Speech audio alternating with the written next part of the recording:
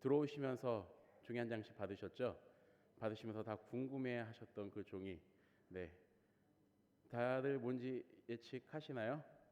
네. 자, 이 종이를 먼저 보기 전에 여러분들에게 한 가지 여쭤보겠습니다. 혹시 여러분들 중에서 실제로 예수님 보신 적 있으십니까? 네, 없죠. 그러면 예수님 믿는 사람들이라면 모두가 바라는 것이 있을 텐데 바로 예수님을 한 번만이라도 보길 원한다라고 하는 것일 겁니다. 그래서 지금 주일 이 시간에 오신 여러분들 잘 오셨습니다. 제가 여러분들에게 예수님을 보여드리겠습니다. 자, 지금 받으신 종이 궁금하셨을 텐데 보시고, 네, 화면도 있으면 띄워주세요.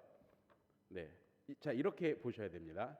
이 그림을 보고 가운데 보면 점이 점점점 4개가 있는 게 보이실 거예요. 보이시죠? 지금부터 제가 땡 할 때까지 그 점을 아무 생각하지 마시고 뚫어져라 쳐다보십시오. 가운데 있는 4개 점을 뚫어져라. 제가 30초 뒤에 땡 하겠습니다. 자, 시작.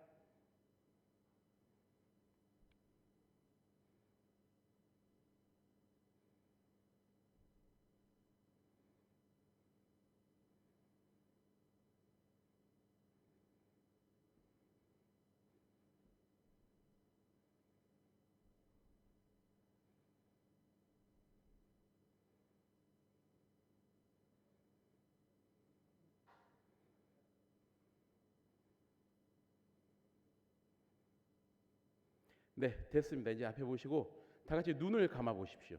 눈을 감고 계십시오.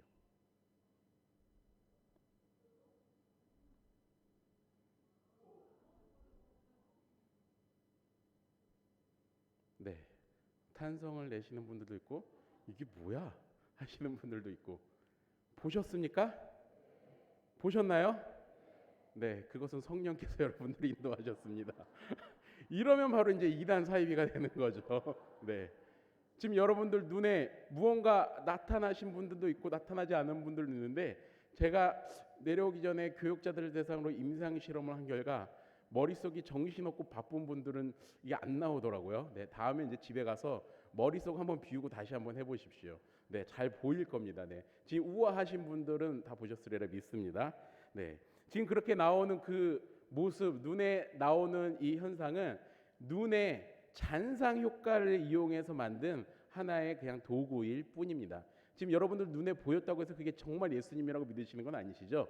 네, 그분 진짜 예수님은 아닙니다. 단지 눈에 잔상 효과를 가지고 만들어낸 도구일 뿐입니다. 네, 우리가 알고 있는 그 예수님의 모습, 여러분들 잘 아시는 것처럼 금발에 그리고 얼굴 미남형 달걀형의 잘생긴 그 예수님이 아니라는 거 우리가 잘 알고 있었죠. 예전에 한번 금요 기도회 때 저희가 그림으로 사랑을 그리다라는 그 프로그램 할 때 이제 명화들로 여러 가지 이제 설교를 하고 이야기했던 적이 있었는데 그때 예수님의 실제 모습이 이러했을 거다라고 보여드렸던 기억이 있는데 혹시 기억나시나요? 네, 기억 안 나실까봐 그때 참석 못하셨을까봐 다시 한번 보여드리겠습니다. 자, 다음 사진 하나 띄워주세요. 자, 이 모습이 바로 예수님의 모습이었을 거다라고 진짜 예수님의 모습은 아니고 예수님이 살던 그 시대에 사람들이 대부분 이렇게 생겼다라고 합니다. 네, 목사님께서 담임 목사님 저번 주 설교하실 때도 예수님이 이렇게 좀 이런 모습으로 생겼을 거라고 말씀해 주신 적이 있는데 제가 직접 구해 왔습니다. 이 모습은 갈릴리 지방 그 갈릴리 지방에 발견된 그 유구를 토대로 이제 컴퓨터를 가지고 3D 복원을 해서 그 당시 사람들이 이렇게 생겼다는 것을 컴퓨터가 복원한 겁니다. 즉 예수님도 갈릴리 시대 때 사람 그때 사셨던 분이기 때문에 아마 여기서 크게 벗어나지 않았을 거다라고 하는 게 그 당시 유골들을 가지고 추측한 모습입니다. 자, 여러분들 이렇게 예수님이 생겼다고 해서 혹시 믿음이 신앙이 시험 받으십니까? 네, 아니죠. 네. 자, 우리가 이렇게 예수님에 대해서 궁금해하고 보고 싶어 하긴 하지만 사실 예수님이 어떻게 생겼던 간에 그것은 그냥 지금 우리가 하는 것처럼 하나의 가십거리일 뿐이지 그것이 우리의 믿음과 직결되지는 않을 것입니다. 예수님이 이렇게 생기면 어떻고 저렇게 생기면 어떡하겠습니까? 뭐 천국에 갔을 때는 뭐 우리 형체가 다 빛으로 빛날 텐데 그것은 별로 중요한 게 아니겠죠. 그러나 중요한 것은 우리가 그 예수님을 어떻게 알고 있느냐, 예수님을 어떻게 믿고 그 본질을 어떻게 이해하고 있느냐라는 것일 겁니다. 가령 예를 들어서 정말 여러분들이 말씀을 꾸준히 읽고 복음서를 통해서 예수님을 아시는 분들이라면 이렇게 한번 질문해 보십시오. 스스로에게. 예수님 당신의 얼굴이 보고 싶습니다. 제게 예수님의 얼굴을 보여주십시오 라고 기도하고 마음으로 조용히 눈을 감고 묵상한다고 한다면 예수님께서는 어떠한 응답을 들려주실 것 같으십니까? 그래, 내가 오늘 밤 네 꿈에 나타나겠다 라고 하실 것 같은가요?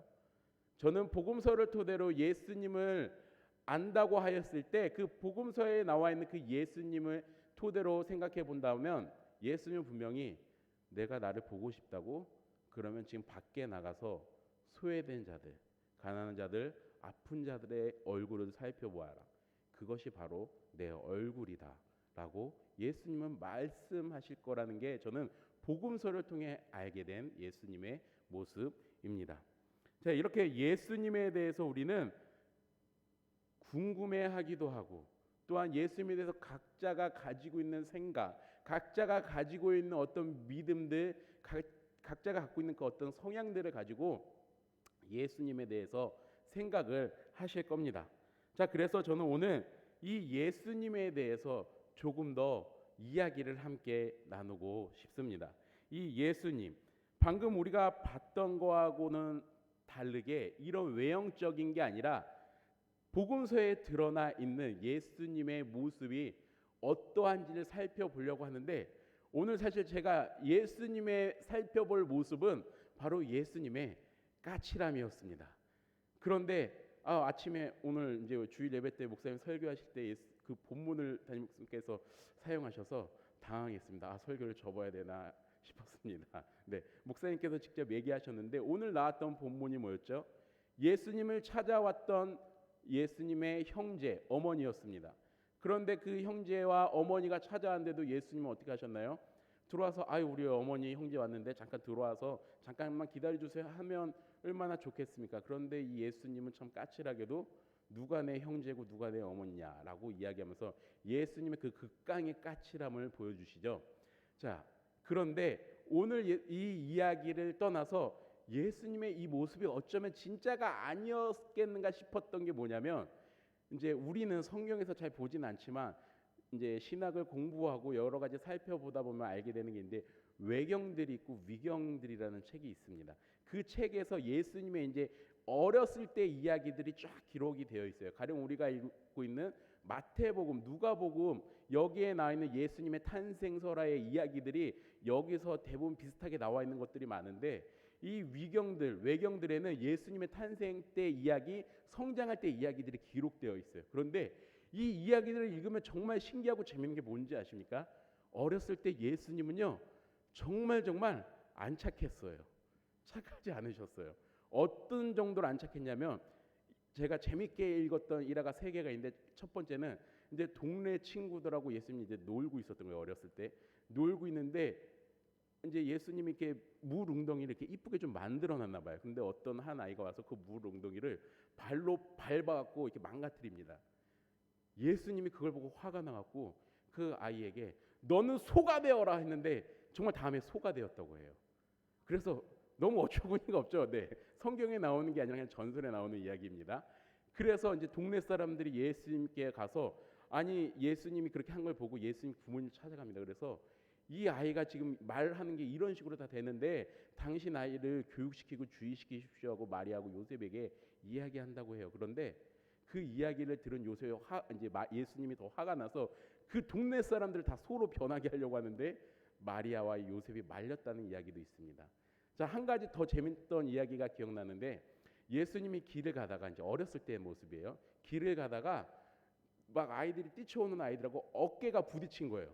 어깨가 부딪혔는데 그냥 부딪힌 이렇게 죄송합니다 하고 가면 되잖아요. 예수님 어떻게 하셨을까요? 이 나쁜 녀석 어깨가 탈골돼갖고 어깨가 빠져버립니다. 이게 어렸을 때 예수님의 모습이라고 다시 한번 말씀드리지만 전설입니다. 기록이 되어 있습니다. 참 신기한 게 예수님의 어렸을 때 모습이라고 하면 은혜롭고 좋은 모습들, 막 신비한 모습들을 막 기록해 놨을 것 같은데 장난꾸러기 같기도 하고 그리고 정말 아이 같은 모습이기도 한 그런 것들을 그려놓았다는 겁니다. 그런데 이것은 성경을 보면 더 잘 드러나는 것 같기도 합니다. 그 예수님에 대한 모습, 오늘 본문 말씀에서도 잘 알 수가 있습니다. 우리는 보통 찬양을 통하여서 내 신앙 고백을 통하여서 따스한 예수님, 정말 사랑이 많고 인자한 예수님, 옆집 아저씨와 같이 푸근한 모습으로 내가 어떠한 잘못을 해도 그냥 허허허 웃으면서 나를 받아주시는 그 예수님의 모습을 생각하고 있다는 사실입니다. 그런데 성경에서는 그런 예수님의 모습은 사실 잘 등장하지 않습니다. 오늘 본문을 한번 살펴볼까요? 오늘 본문 17절 말씀입니다. 예수께서 길에 가실새 한 사람이 달려와서 꿇어 앉아 묻자오되 선한 선생님이여 내가 무엇을 하여야 영생을 얻으리이까? 라고 나오고 있습니다. 어떤 한 사람이 예수님께 가르침을 청하려고 옵니다.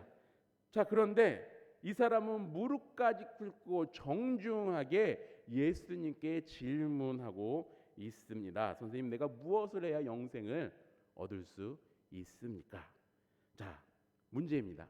지금 이 사람이 잘못한 행동은 무엇일까요? 1번 달려왔다, 2번 무릎 꿇었다, 3번 선한 선생님이요라고 했다, 4번 질문했다. 무엇이 잘못되었을까요? 지금 이 본문의 말씀을 가지고 보면 이 사람이 무엇을 잘못했지? 라고 할 만한 게 하나도 없죠. 다 무릎 꿇고 예수님께 막 존칭해드리고 하는데 예수님은 뭐라고 하실까요? 18절 말씀입니다. 예수께서 이르시되 내가 어찌하여 나를 선하다 일컫느냐? 하나님 한 분 외에는 선한 이가 없느니라. 자, 예수님은 여기서 바로 질문하러 온, 그것도 달려와서 무릎 꿇고 있는 이 사람에게 선한 선생님이요 라고 하고 있는 이 사람에게 네가 왜 나를 선하다고 해? 라고 하면서 까칠하게 지금 물어보고 있습니다. 자, 그렇다면 여러분들에게 다시 한번 여쭤보겠습니다. 예수님이 선한 분 아닙니까? 예수님 안 선한 분입니까? 예수님 선한 분 맞잖아요. 그런데도 예수님은 여기서 이 사람에게 다시 한번 이런 까칠한 질문을 던지면서 너가 왜 나를 선하다 하느냐? 라고 반문하십니다. 친절하지 않은 대답을 하시죠. 그러면서 드러내는 게 무엇을 드러내십니까? 하나님을 드러내십니다. 아무튼 예수님은 이렇게 극존칭을 사용하고 있는 이 사람에게 무한 아닌 무한을 주시면서 이야기가 시작이 됩니다. 그러면서 예수님께서는 어떻게 해야 영생을 얻는지 알려주십니다. 이거 해라, 이거 하지 마라. 저거 해라, 저거 하지 마라. 라는 십계명, 율법의 말씀들을 해주시죠. 이 이야기를 다 들은 청년은 어떡합니까? 의기양양해집니다. 당당해지죠. 저 그거 다 지켰습니다. 저 이런 거 다 지켰습니다. 그럼 저 영생하는 겁니까? 라고 물어봅니다. 그러면 다 잘 지켰다고 하고 있는 이 청년에게 여러분들이라면 어떻게 대답해 주시겠습니까? 그래, 야, 너 대단하다. 이거 어떻게 잘 지켰니? 훌륭하다. 이대로만 가면 돼. 잘하고 있어. 라고 하면 되는 거 아닙니까? 그런데 예수님은 이를 칭찬하지 않습니다. 예수님은 어떻게 대답하시나요? 21절 말씀입니다. 예수께서 그를 보시고 사랑하사 이르시되 내게 아직도 한 가지 부족한 것이 있으니 가서 내게 있는 것을 다 팔아 가난한 자들에게 주라. 그리하면 하늘에서 보화가 내게 있으리라. 그리고 와서 나를 따르라 하시니, 잘하고 있는 이 청년을 잘했다, 사랑한다 내 아들아, 사랑한다 내 아이야, 너 잘하고 있어, 너 힘들지, 그렇게 살았기 때문에 힘들지, 이제부터 내가 널 위로해 줄게, 잘했어 라고 위로해 주는 게 아니라 아직 부족해 라고 예수님이 이야기합니다. 여러분들, 이거는 성경에 나와 있고 예수님의 이야기라 우리 약간 좀 동떨어져 있게 생각하는 것 같은데, 만약 생각해 보십시오. 여러분들 스스로가 하나님 저 헌금 되게 많이 잘했고요, 주일마다 예배 한 번도 안 빠졌고요, 모든 예배 다 참여했습니다, 봉사도 열심히 했습니다, 하나님 잘 섬겼어요, 모든 이웃도 잘 도왔어요 라고 하면 예수님이 아이고 수고했다라고 얘기해주면 그게 우리의 인자한 예수님의 모습 아닙니까? 그런데 예수님 어떻게 하십니까? 그래도 네가 부족한 게 있다 라고 이야기합니다. 여기서 한번 속이 상해야 합니다. 이 말씀을 읽으면서 이렇게 했는데도 칭찬은커녕 이렇게 말씀하시는 예수님을 보며 속이 상해야 합니다. 여기까지만 해도 만약 이것이 목사와 교인들 간에 일어나는 일이라고 한다면 이미 속이 상할 일입니다. 그런데 그 뒤에 어떻게 됩니까? 예수님께서 뭐라고 하시죠? 네가 가진 거 다 나눠주고 나를 따르라. 이 말씀을 하니 이 청년은 이렇게 행동합니다. 22절 말씀입니다. 그 사람은 재물이 많은 고로 이 말씀으로 인하여 슬픈 기색을 띠고 근심하며 가니라. 예수님 말에 상처 받을 수 있습니다. 받을 수밖에 없죠. 이렇게 잘했다고 하는데 내 모든 것까지 다 털어서 나를 따르라고 하면 이게 좀 그렇지 않나요? 이렇게 대답할 수 있지 않을까요? 예수님 그거 너무한 거 아닙니까? 만약 제가 여러분들에게 뭐 여러 가지 다 했는데 여러분 그것만 하지 마시고 여러분들이 가진 것까지 다 내놓아서 예수님 따르십시오라고 하면 저한테 뭐라고 하시겠습니까?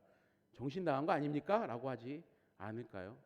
예수님은 그런데 전혀 신경 쓰지 않고 개의치 않고 하실 말씀을 하셨다는 사실입니다.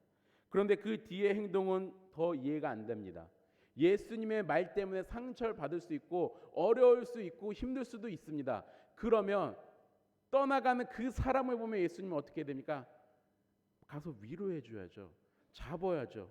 여러분들 똑같지 않습니까? 교육자하고 교회에서도 일할 때 무언가 교육자의 말에 아니면 서로가 서로의 말에 상처를 받았다고 한다면 가서 미안하다고 하고 죄송하다고 이야기도 해야 되고 서로 보듬어주고 서로 사과하고 이렇게 꾸려 나가야 되지 않습니까? 그런데 예수님은 어떻게 하십니까? 쳐다보지도 않습니다. 그리고 그 사랑하는 자, 아까 분명히 21절에 이야기하고 있었죠. 예수님은 분명 사랑하던 사람이라고 이야기했는데도 불구하고 그가 근심하며 떠나가고 있는데도 불구하고 예수님은 그를 찾지 않습니다. 그리고 어떻게 합니까? 예수님과 함께 있던 제자들을 바라보시며 그들에게 교훈하고 있는 모습을 볼 수 있습니다.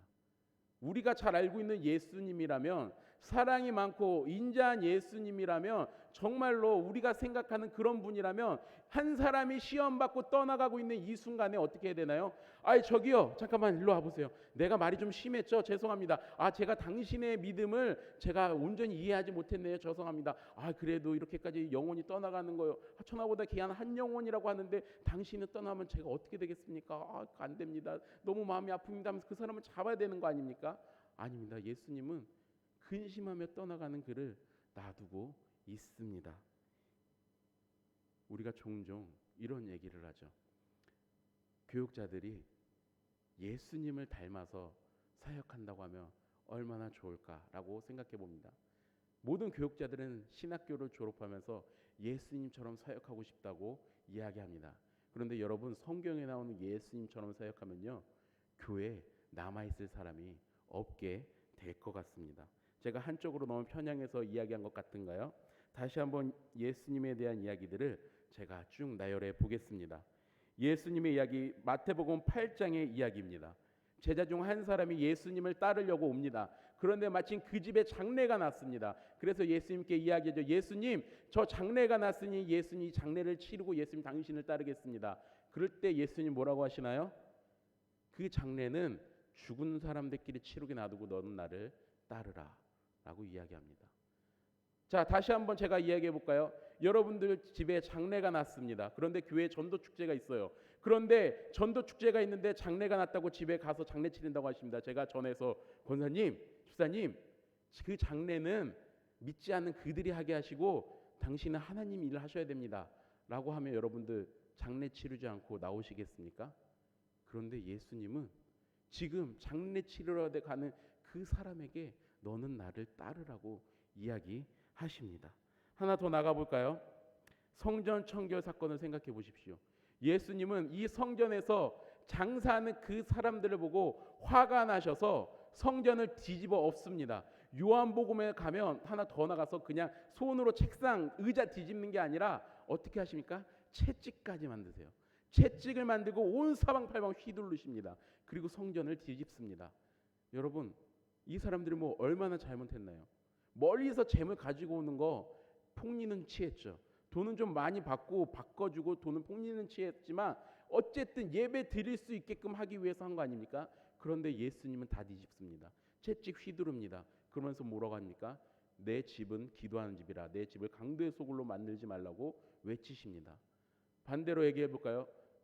만약 지금 이 시대에 어떤 목사님이 와서 교회에서 하는 행동을 보고 뒤집으면서 채찍을 휘두르면서 너희들 이걸 뭐 하는 짓이냐고 소리치며 뭐라고 하겠습니까?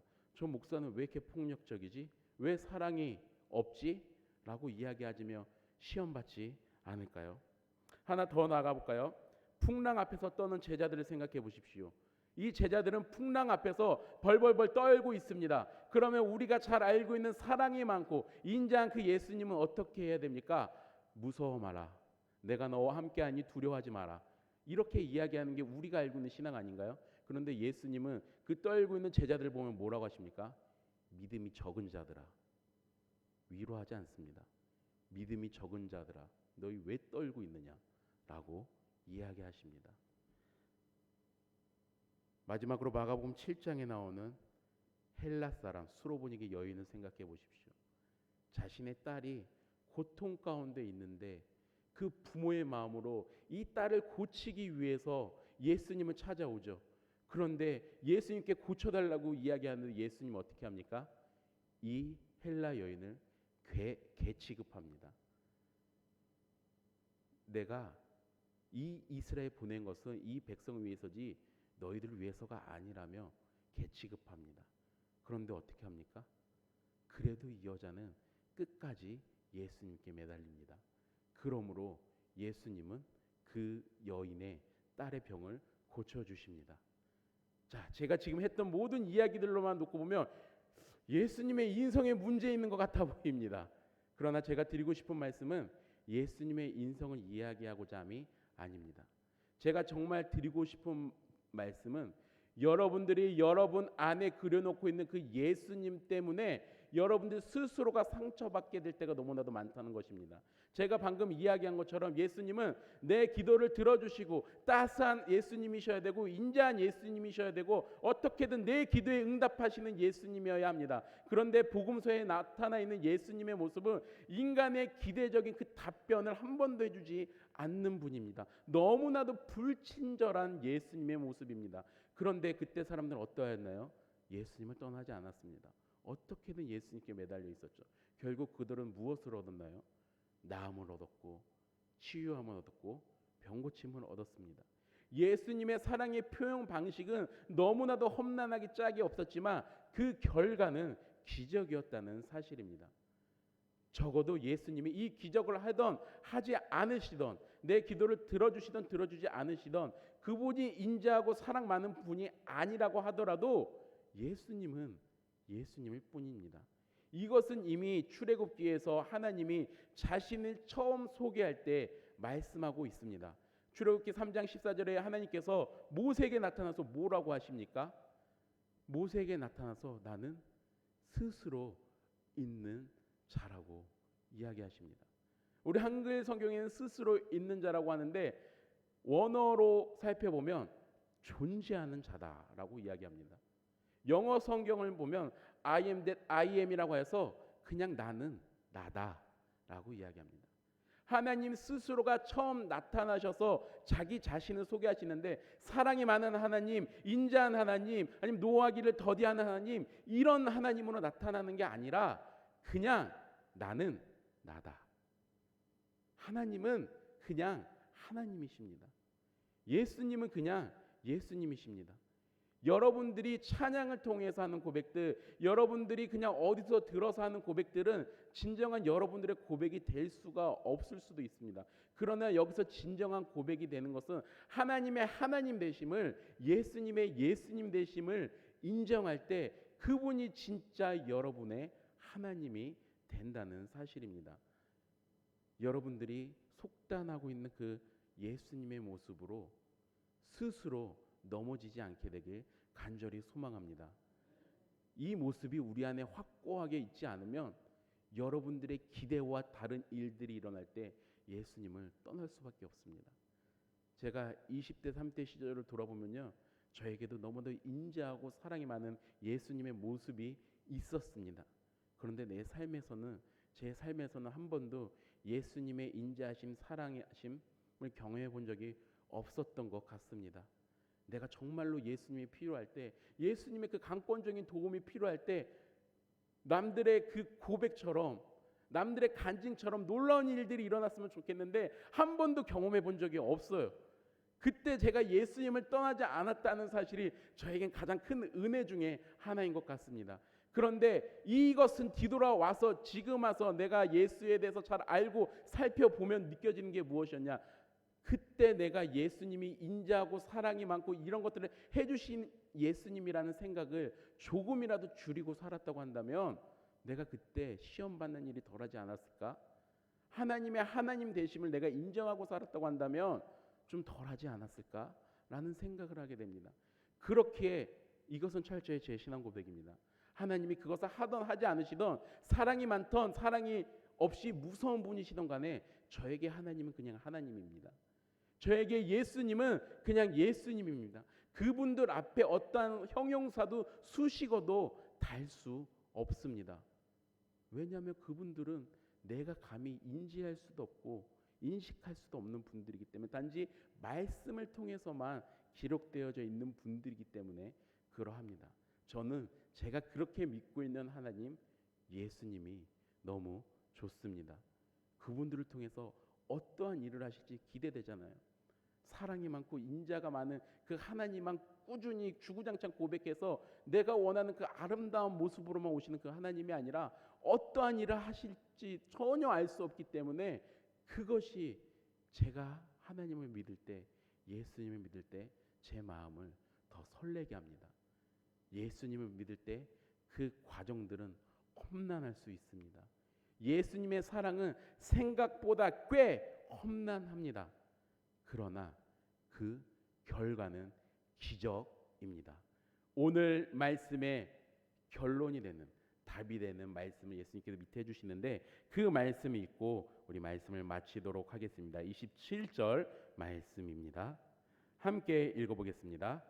예수께서 그들을 보시며 이르시되 사람으로는 할 수 없으되 하나님으로는 그렇지 아니하니 하나님으로서는 다 하실 수 있느니라. 아멘. 하나님은 다 하실 수 있습니다. 그 하나님의 놀라움이 여러분 안에 갇히지 않게 되길 간절히 소망합니다. 그런 하나님을 믿고 의지하며 살아가는 우리 모든 성도들에게 주님의 이름으로 소망합니다. 기도하겠습니다. 하나님, 우리의 신앙은 때로는 너무나도 연약합니다. 때로는 너무나도 감정적입니다. 부족하고 연약합니다. 믿음도 없고 줏대도 없을 때가 많습니다. 그런데 어쩌겠습니까? 그게 우리 모습입니다. 하나님, 나를 받아주시옵소서. 이런 부끄러운 모습이더라 하더라도 오직 이 모습은 예수 그리스도의 십자가 보혈 뒤에 감춰주시고 내 안에 드러나는 것은 오직 예수의 흔적과 예수의 상처뿐임을 알게 하여 주시옵소서. 감사드리며 예수님의 이름으로 기도드립니다. 아멘.